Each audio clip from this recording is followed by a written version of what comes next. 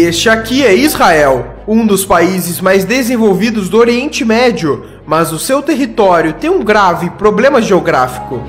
Começando pelas suas fronteiras, o país é totalmente cercado por nações que já o atacaram no passado, sendo o Egito na fronteira sul, a Jordânia no leste e ao norte o Líbano e a Síria. Além disso, existem países declaradamente inimigos de Israel, como o Irã, que mesmo não fazendo fronteira já ameaçou o país diversas vezes, além da Arábia Saudita, Iraque, Argélia, Líbia, Kuwait e o Sudão, que também já foram inimigos do país. Isso sem falar dos conflitos internos que acontecem com a Palestina na faixa de Gaza e na Cisjordânia. E um dos motivos para isso acontecer é que todo esse território é muito estratégico, dado que aqui temos o Levante, uma região que se estende desde o Oriente Médio até o sul dos Montes Tauro na Turquia, sendo limitado a oeste pelo Mar Mediterrâneo e a leste pelo deserto da Arábia e da Mesopotâmia. Essa área conecta o norte da África ao Oriente Médio, sendo requisitada por interesses logísticos e militares de diversas potências. E o outro motivo de ser uma área de conflitos é pela questão religiosa, já que Israel concentra alguns dos principais centros históricos para o judaísmo, islamismo e o cristianismo.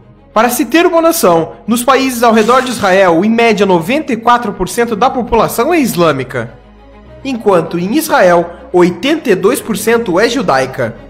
E para entendermos mais a fundo o problema geográfico de Israel, temos que olhar a sua história.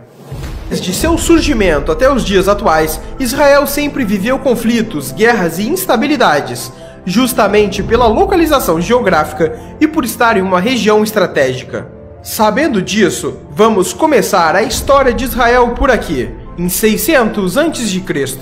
Jerusalém, atual cidade de Israel, ficava no território de Judá e era cercado pelo Egito e pela Babilônia. Mas foi em 586 a.C. que começa um ciclo de invasões naquela região, onde os babilônios, sob o comando de Nabucodonosor II, invadiram e destruíram o Templo de Salomão.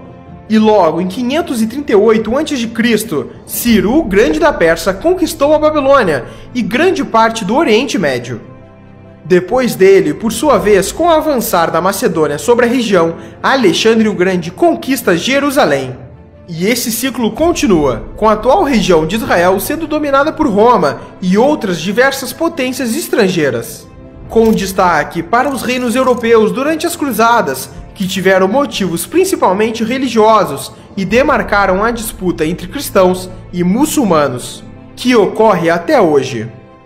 Mas foi só em 1948, com a saída dos britânicos, que Israel proclamou sua independência. Mas ao fazer isso, países árabes como Egito, Jordânia, Síria, Líbano e Iraque não poderiam ver um Estado judeu no Oriente Médio e invadiram o país por todas as suas fronteiras, começando assim a Guerra Árabe-Israelense.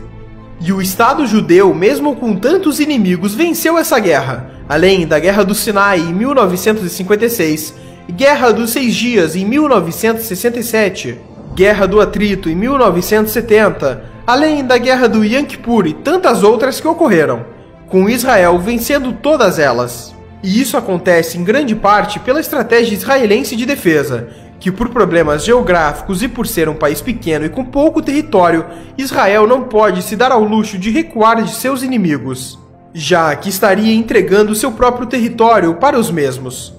Basicamente, a estratégia se dá da seguinte maneira: a primeira etapa é avançar sobre território inimigo no momento que eles menos esperam, e depois, enquanto uma linha avança diretamente em direção ao inimigo de forma rápida, uma ou mais linhas de ataque se dão pelas extremidades de forma a avançar mais rápido ainda, cercando o inimigo e não o deixando penetrar em seu território. Em exemplos históricos, na Guerra dos 6 Dias, Israel estava cercado por inimigos. Então, durante a madrugada do primeiro dia de guerra, 178 caças israelenses levantaram voo e atacaram bases aéreas no interior do Egito, antes que os caças egípcios atacassem no dia seguinte. O mesmo aconteceu com ataques terrestres, dado que no mesmo dia do ataque aéreo, soldados israelenses avançaram contra posições egípcias que estavam entrincheiradas, com investidas diretas e pela retaguarda.